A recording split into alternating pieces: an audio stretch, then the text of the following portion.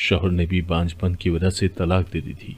मैं एक रात की पनाह के लिए मारी मारी फिर रही थी जब अचानक मेरी नजर एक आदमी पर पड़ी जो दुकान बंद करके घर जा रहा था। मैं फौरन उसके पास गई और बोली, मुझे खाने को कुछ दे दे, सुबह की भूखी हूँ। वो आदमी नेक था, मुझे अपने साथ घर ले आया और बोला, मेरे बच्चे की परवरिश कर, मैं तुझे तनख्वाह दूंगा क्योंकि इसकी माँ मर गई है। मैं तो थी भी बांझ, उस बच्चे को लेकर बहुत खुश हुई। साथ ही मालिक ने मुझे एक कैसेट दी, बोला ये लोरी लगाकर इसे सुनाना, तभी सो पाएगा। मगर जब मैंने वो कैसेट लगाई तो वो लोरी सुनते सुनते मैं खुद ही गहरी नींद में चली गई और जब सुबह उठी तो पांव तले से जमीन निकल गई। क्योंकि मेरा शौहर जो ही काम से वापस आया तो मैं जल्दी से उसकी जानिब बढ़ी थी। मेरे हाथ में पानी का गिलास था जो मैंने अपने शौहर की जानिब बढ़ा दिया था। असद मुझे देखकर मुस्कुराने लगे थे। तभी मेरी सास जल्लाद बनकर अपने कमरे से निकल आई थी। वो कहने लगी, इस बांझ को फौरन तलाक दे दो, नहीं तो मैं ये घर छोड़कर चली जाऊंगी। मैं अपना सामान पैक करके बैठी हूँ। असद का मुंह बन गया था। वो अपना बैग उठाकर कमरे में चले गए थे। दरअसल मेरी शादी को 4 साल हो गए थे। औलाद से घर आबाद ना हो सका था। मैं हर घड़ी औलाद की खातिर दुआएं करती रहती थी, मगर मेरी सुनी ना गई। मेरी सास तो जैसे मेरी दुश्मन बन गई थी। वो मुझे अपने घर में बर्दाश्त नहीं कर पा रही थी, इसीलिए हर वक्त मेरी और असद की लड़ाई करवाती रहती थी। कभी किसी बात को बहाना बनाकर तूफान खड़ा कर दिया तो कभी किसी बात को। अब पिछले बरस जब वो कुछ दिनों के लिए अपनी बहन के घर गई तो उन्होंने उसकी बेटी को असद के लिए पसंद कर लिया था। जब से वो वापस आई थी, उठते बैठते यही कहती थी कि असद इसको तलाक देकर घर से निकाल दो। मैं अपनी बहन की बेटी नायला तुम्हारे लिए ले आऊंगी। वाह क्या लड़की है। असद कहने लगा, अम्मी औलाद तो अल्लाह की देन है, जब वो चाहेगा दे देगा, मगर मुझे अपनी बीवी बहुत अजीज है, मुझे दूसरी औरत की हाजत नहीं है। मुसलसल पानी की बूंद गिरती रहे तो पत्थर में भी सुराख हो जाता है। मुझे अब हर वक्त इसी बात का धड़का लगा रहता था कि कहीं असद मुझे छोड़ ना दे। मुझे उनकी संगदिली पर हैरत होती थी। एक दिन मैंने तंग आकर उनसे कह ही दिया था कि जिनकी अपनी बेटियां होती है ना, वो दूसरों की बेटियों के घर बर्बाद नहीं करती। मेरी बात सुनकर मेरी सास ने मुझे मेरे शौहर के सामने ही झड़क दिया था। कहने लगी, मेरी बेटी तुम जैसी बांझ नहीं है, वो बच्चों वाली है, तुम उस तक ना ही पहुंचो तो अच्छा है। अब मेरी सास अनोखी जिद लगाकर बैठी थी कि अपनी बीवी को तलाक दो, नहीं तो मैं ये घर छोड़कर चली जाऊंगी। असद ने अपनी वालदा की जिद में आकर मुझे तलाक दे दी थी। वो कहने लगे, अम्मी ये ले, तलाक दे दी है मैंने फौजिया को, तलाक दे दी है मैंने फौजिया को।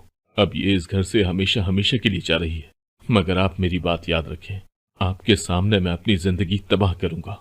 आप ये मत सोचें कि मैं आपकी बहन की बेटी से शादी कर लूंगा। हकीकत तो यह है कि मैं अब किसी से भी शादी नहीं करूंगा। आप इस घर को दोबारा आबाद होता देखने के लिए तरसती रह जाएंगी। मैं आंसू बहाती अपना मुख्तसर सा सामान उठाकर घर से बाहर निकल आई थी। मैं जानती थी कि जिस तरह आज असद की वालदा जीत गई थी, आगे भी वो जीत ही जाएंगी। असद कर लेगा दूसरी शादी, हो जाएगा उसका घर आबाद, मगर मैं तो मुकम्मल तौर पर बर्बाद हो चुकी थी। मेरे पास तो ठिकाना भी नहीं था। मैं जाती तो कहाँ जाती। बाप तो मेरा 20 बरस पहले ही इंतकाल कर चुका था। मैंने और अम्मी ने मामू के घर ही मुलाजमों की हैसियत से जिंदगी गुजारी थी। 2 साल कबल अम्मी का भी इंतकाल हो गया था। रही बात मामू की, तो 6 माह कबल ही ये घर छोड़कर वो दूसरे घर में शिफ्ट हो चुके थे। अब रात के 9 बज चुके थे। मैं तनहा औरत ठिकाने की तलाश में सड़कों पर मारी मारी फिर रही थी। आते जाते लोग मुझे घूर घूर कर देख रहे थे, क्योंकि मैं बेतहाशा हसीन थी। अब मैं 24 बरस की हो चुकी थी। असद कहा करते थे, फौजिया असल हुस्न तो तुम पर अब आया है। जब तुम ब्याह कर मेरे घर आई थी तब तो तुम बहुत छोटी सी थी। अब मेरा यही हुस्न मुझे लोगों की तवज्जो का मरकज बना रहा था। मैं चुपचाप बस चलती जा रही थी। आंखों से आंसू बहते चले जा रहे थे। मैं सोचने लगी थी कि कुछ लोग शायद इस दुनिया में सिर्फ इम्तिहान देने के लिए ही आते हैं, जैसे कि मैं, जबकि कुछ लोग अपनी जिंदगी फूलों की सेज पर गुजार कर इस दुनिया से गुजर जाते हैं। न जाने आफतें मेरा पीछा क्यों न छोड़ती थी, वो क्यों मेरे नसीबों से चिपक गई थी। अब घर से निकलना ही रह गया था। वो भी मेरे नसीबों की स्याही ने मुझे आज दिखा दिया था। मैं आगे बढ़ रही थी जब मैंने महसूस किया जैसे कोई मेरा ताक़ुब कर रहा है। मैंने जल्दी से पीछे मुड़कर देखा तो 3 लड़के मेरे पीछे पीछे आ रहे थे। मुझे अपनी जानिब मुतवज्जा पाकर वो मुस्कुराने लगे थे। एक बोला, कहाँ को चलती हो, आ जाओ, हम तुम्हें घर तक ड्रॉप कर दें। उसकी बात सुनकर उसके साथी हंसने लगे थे। मेरा खौफ से पूरा वजूद कांप रहा था। मैं समझ गई थी कि अगर मैं यूं ही सड़क पर चलती फिरती रही तो मेरे पास कुछ न बचेगा, क्योंकि जगह जगह गिद्ध घात लगाए बैठे थे। तभी मेरी नजर एक आदमी पर पड़ी। वो अपनी दुकान बंद करके गालिबन घर वापस जा रहा था। मैं जल्दी से उसकी जाने बढ़ी थी। शक्लो सूरत से मैं खानदानी लगती थी, इसीलिए वो रुककर मेरी बात सुनने लगा था। मैं बोली, शौहर ने तलाक देकर घर से निकाल दिया है। वालिदैन इस दुनिया में है नहीं। मेरे पास रहने के लिए कोई ठिकाना भी नहीं है। खुदारा मेरी मदद करे। मेरे पीछे चंद औबाश लड़के लगे हुए हैं। उस आदमी ने सर से पैर तक मेरे हुलिये का मुशाहिदा किया था, जैसे देख रहा हो कि मेरे अल्फाज में कितनी सदाकत है। फिर वो बोला, चलो आओ मेरे साथ। मैं उस आदमी के साथ चलने लगी थी। मुझे समझ नहीं आ रहा था कि मैंने उस आदमी से ठिकाने का सवाल करके दुरुस्त किया है या गलत। मैंने सोचा, चलो जो होगा देखी जाएगी। मैंने जैसे ही उसके घर में कदम रखा, मेरे कानों से छोटे से बच्चे की रोने की आवाज टकराई थी। वो आदमी जल्दी से आगे बढ़ा था। मैं भी उसके पीछे ही चलती थी। 80-85 साल की एक बूढ़ी खातून थी जो उस नन्ही सी जान को चुप करवाने की कोशिश कर रही थी। वो आदमी बोला, अम्मी, मैंने कितनी बार कहा है कि मेरे आने से पहले काम वाली को ना जाने दिया करें। आपसे ये बच्ची नहीं संभल सकती। आप उम्र के उस हिस्से में हैं जहां आपको खुद सहारे की जरूरत है। वो बच्ची मुसलसल रो रही थी। मैंने आगे बढ़कर उस बच्ची को गोद में ले लिया था। मुझे ऐसा लग रहा था जैसे मेरे बेकरार वजूद को सुकून से मिल गया हो। वो लड़की भी मेरी आगोश में आकर सुकून महसूस कर रही थी, इसीलिए आंखें मूंद कर लेट गई। वो आदमी जल्दी से अपने कमरे में चला गया और फीडर बनाकर ले आया। उसने मुझे फीडर थमा दिया तो मैं उस बच्ची को दूध पिलाने लगी थी। वो आदमी बोला, मेरा नाम फैज है। ये मेरी बच्ची है। 3 माह पहले इसकी वालदा इसको जन्म देते हुए इस दुनिया से गुजर गई है। मुझे कोई ऐसी औरत नहीं मिलती जो मेरी बच्ची का माँ की तरह ख्याल रखे। मेरी अम्मी तो इस बच्ची को उठाने की भी सकत नहीं रखती। जब आपने मुझे रास्ते में ये बताया कि आपके यहाँ औलाद नहीं हो सकी, तो मैंने सोचा कि आपको अपने साथ घर ले चलूं। इस तरह आपको ठिकाना भी मिल जाएगा और औलाद भी, जबकि मेरी बच्ची को भी माँ मिल जाएगी। मैं उस आदमी की बात सुनकर बेइंतहा खुश हुई थी। मेरी आंखों में आंसू आ गए थे। अल्लाह कितना रहम करने वाला है ना। मेरे शौहर ने मुझे घर से निकाला तो अल्लाह ने मुझे घर के साथ साथ औलाद भी दे दी थी। मैं उस बच्ची से वालिहाना मोहब्बत कर रही थी। फैज ये सब देखकर बहुत खुश हो गया था। दूध पिलाने के बाद मैंने सोचा कि उस बच्ची को सुला देती हूँ। तब फैज मेरे पास आया। उसने मुझे एक कैसेट थमा दी और बोला, ये बच्ची इस कैसेट की आवाज से ही सोती है। मैंने वो कैसेट लगाई तो उसमें अजीब मीठी सी लोरी थी। वो लोरी सुनते सुनते मैं भी सो गई थी। सुबह मेरी आंख बच्ची के रोने की आवाज से खुली थी। मैं जल्दी से उठ बैठी थी। फैज ने दरवाजे पर दस्तक दी तो मैंने उन्हें कमरे में आने की इजाजत दे दी थी। उन्होंने मुझे फीडर थमा दिया और बोले, इंशा इस टाइम दूध पीती है। मैंने वो फीडर उनके हाथ से थाम लिया था। वो कमरे से बाहर चले गए थे। मैं इंशा को दूध पिलाकर जब कमरे से बाहर निकली तो एक मुलाजमा घर आ चुकी थी। वो बोली, फैज साहब अपनी दुकान पर चले गए हैं। मैंने सर हिला दिया तो वो मुलाजमा घर की सफाई करने लगी थी। मैं सारा दिन इंशा को संभालती रही। मेरे पास करने को कोई काम था भी नहीं, लेकिन फिर भी मैं सारा दिन मसरूफ रही थी, क्योंकि छोटी बच्ची के ढेरों काम थे। मुझे औलाद मिल चुकी थी। मेरे लिए यही बहुत था। रात जब फैज घर आए तो वो बोले, इंशा ने तंग तो नहीं किया? मैंने नफी में सर हिला दिया था। वो अपनी वालदा की खैरियत दरियाफ्त करने लगे। फिर उन्होंने मुझे कल वाली कैसेट थमा दी और कहने लगे, ये लगा लेना, नहीं तो इंशा रात भर सोने नहीं देगी। मैंने उनके हाथ से वो कैसेट थाम ली थी। मैं इंशा के कपड़े ही बदल रही थी जब मुझे ख्याल आया कि आज मुझे पहला दिन था इस घर में, जबकि मुझे ऐसा लग रहा था जैसे मैं सदियों से यहाँ रह रही हूँ।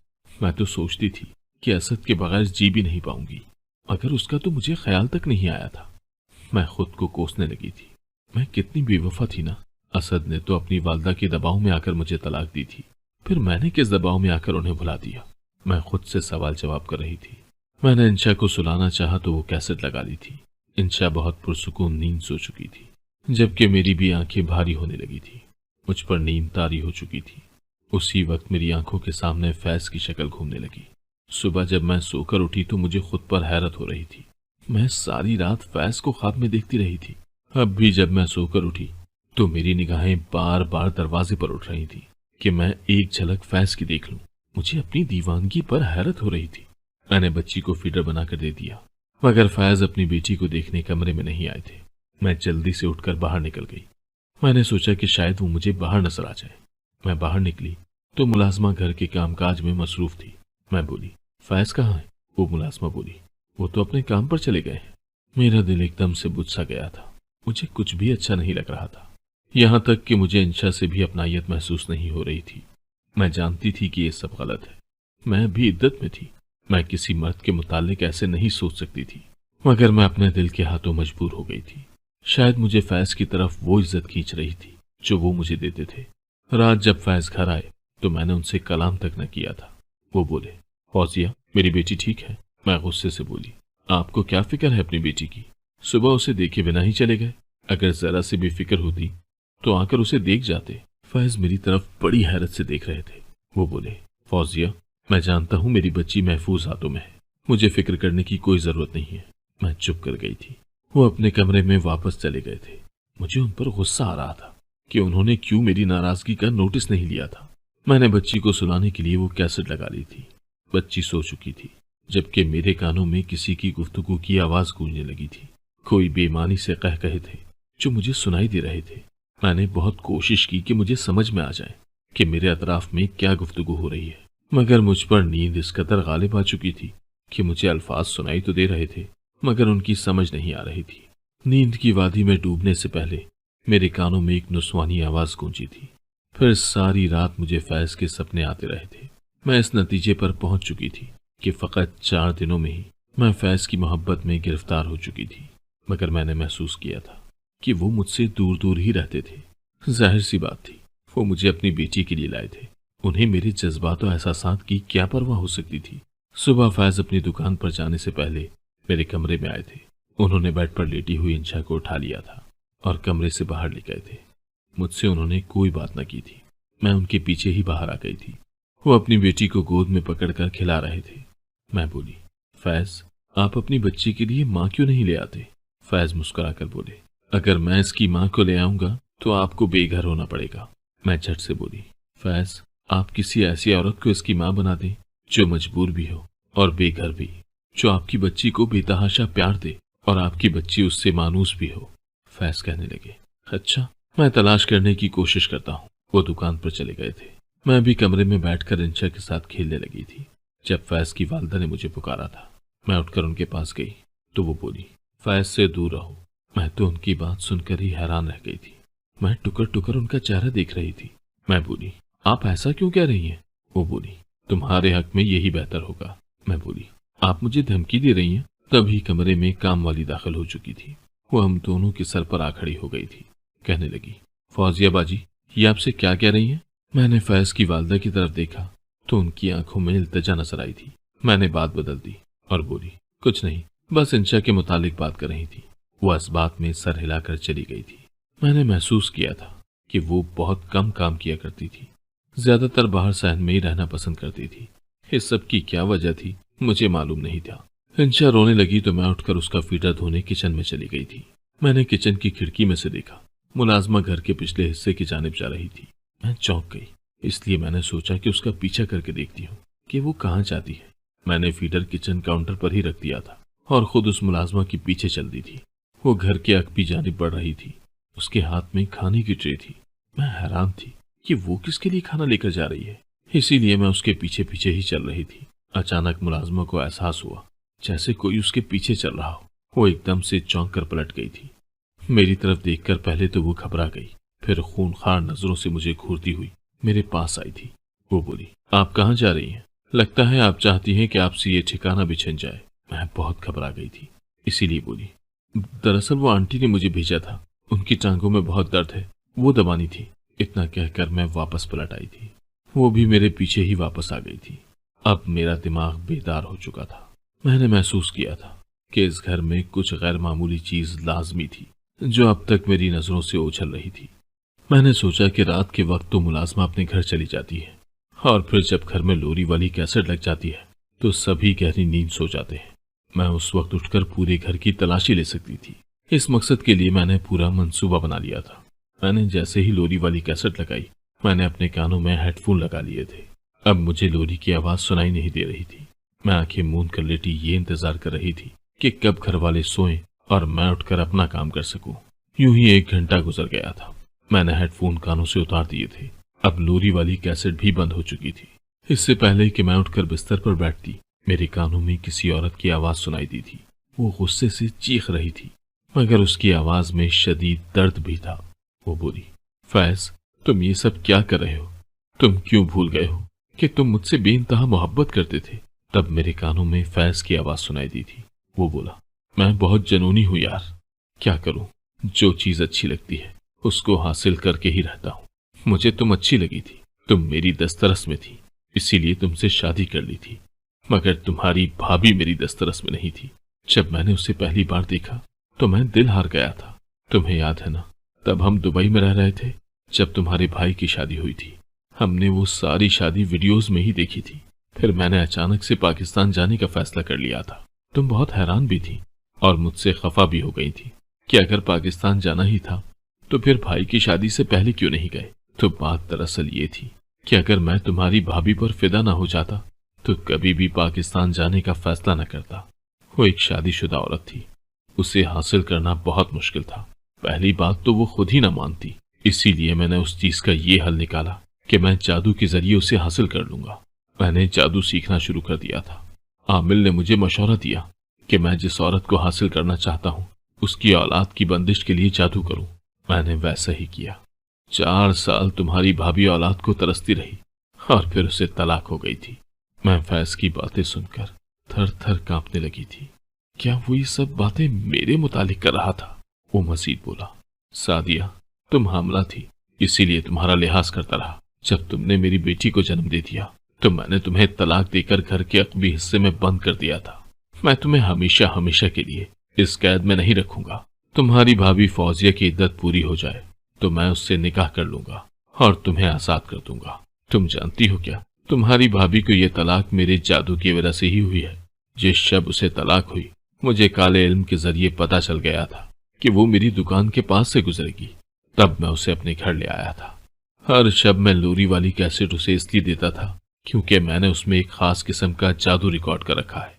جتنا تمہاری بھابھی وہ منتر سنتی جائے گی وہ میرے عشق میں اتنا ہی پاگل ہوتی جائے گی، اور پھر ایک ایسا دن بھی آئے گا کہ وہ خود میرے پاس آ کر مجھ سے کہے گی کہ فیض پلیز مجھ سے شادی کر لو۔ تب تک تم خاموش رہو، یہ ہر رات واویلا مت کیا کرو، تمہارے چیخنے کی وجہ سے میرا منتر خراب ہو جاتا ہے۔ اف خدایا، مجھے تو اپنے کانوں پر یقین نہیں آ رہا تھا۔ میں یہ کیا سن رہی تھی؟ کیا کوئی انسان اس حد تک بھی گر سکتا ہے؟ میں اپنی جگہ سے ہل نہیں پا رہی تھی۔ مجھے اب یہ سمجھ میں آیا تھا کہ میں فیض کے پیچھے دیوانی کیوں ہوتی جا رہی تھی۔ میں بے حس و حرکت لیٹی رہی تھی۔ صبح ہوئی تو فیض اپنے کام پر چلا گیا تھا۔ چوکنی سی ملازمہ بھی گھر میں داخل ہو چکی تھی۔ میں نے فیض کی والدہ سے کہا کہ وہ بیماری کا ڈھونگ رچا لے۔ وہ اچھی خاتون تھی، میری بات مان گئی تھی۔ میں نے ملازمہ سے کہا کہ انہیں فوراً ہسپتال لے چلو۔ اسے میری بات ماننا ہی پڑی تھی۔ وہ جیسے ہی گھر سے نکلی میں گھر کے عقب میں آ گئی تھی۔ وہاں ایک کمرہ تھا جس کو باہر سے صرف کنڈی لگی ہوئی تھی۔ میں نے دروازہ کھول دیا تھا۔ سعدیہ بولی، فوزیہ تم؟ میں نے اسے خاموش رہنے کا اشارہ کیا تھا۔ میں اس کی بیٹی کو پہلے سے ہی اٹھا چکی تھی۔ ہم دونوں چپ چاپ گھر سے نکل گئی تھی۔ میں اسے بازیاب کرانے میں کامیاب ہو چکی تھی۔ میں اسے اس کے مائکے لے گئی تھی۔ گھر میں جھانک کر دیکھا تو بہت برا حال ہو چکا تھا۔ مجھے وہاں جا کر پتا چلا تھا کہ اسد نے مجھے طلاق دینے کے بعد کام بھی چھوڑ دیا تھا اور دوسری شادی بھی نہیں کی تھی۔ میری ساس نے مجھے گھر سے طلاق دلوا کر نکالا تھا۔ آج اس کی بیٹی طلاق لے کر گھر واپس آ چکی تھی۔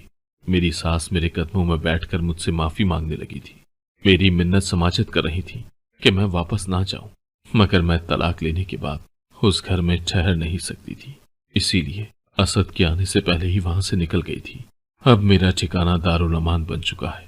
میں نے یہاں آ کر خود پر ہوئے جادو کا توڑ بھی کروایا تھا۔ فیض پر پولیس کا مقدمہ بھی کروا دیا تھا۔ آج وہ جیل کی سلاخوں کے پیچھے زندگی بسر کر رہا ہے۔ مجھ پر جس نے ظلم کیا تھا وہ اپنے کیے کی سزا بھگت رہا تھا۔ میرے اطمینان کے لیے بس یہی